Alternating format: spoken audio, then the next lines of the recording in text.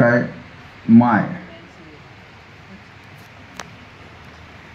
तेव्हा मायला समजेच अडाणी समजत, तेव्हा मायला समजेच अडाणी समजत, पण ते एक जागतिक विद्यापीठ होतं.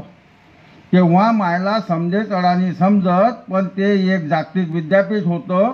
मायनं कागदी शिक्षण घेतलं नव्हतं, पण ती अनुभवाच्या भट्टीतून तावून सुलाखून निघाली होती. माय अख्खं घर सांभाळून शेतात राबायची, माय अख्खं घर सांभाळून शेतात राबायची, मुलांना संस्कार द्यायची, शिस्त लावायची, एकत्र कुटुंबातील सगळी नाती गोती जपायची, अनावश्यक वस्तूंचा मोह टाळायची, खर्चात काटकसर करून बचत करायची, घरातलं सगळं व्यवस्थापन बघायची. माय कधीच कर्जबाजारी नसायची. मायला कपाळाच्या कुंकवाशिवाय आणि हातातल्या बांगड्याशिवाय दुसरा खोटा मेकअप माहीतच नव्हता. मायजवळ उसना दिखाऊपणा नव्हता. माय एकदम कणखर असायची.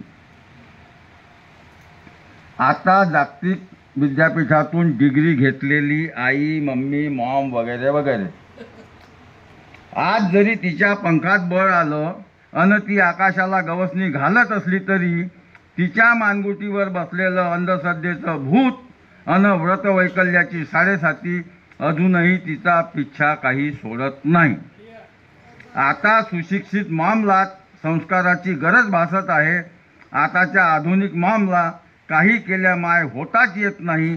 आधुनिकीकरणाच्या ओघात जीवघेण्या महागाईत होरपळताना आता आम्ही संस्कार आणि संस्कृती पार विकून खाल्ली आहे. त्यामुळं माय आणि मायचं तत्त्वज्ञान दोन्ही कायमचं हरवलं आहे. म्हणून आता सुसंस्कारी पिढीची अपेक्षा मात्र करताच येत नाही. धन्यवाद.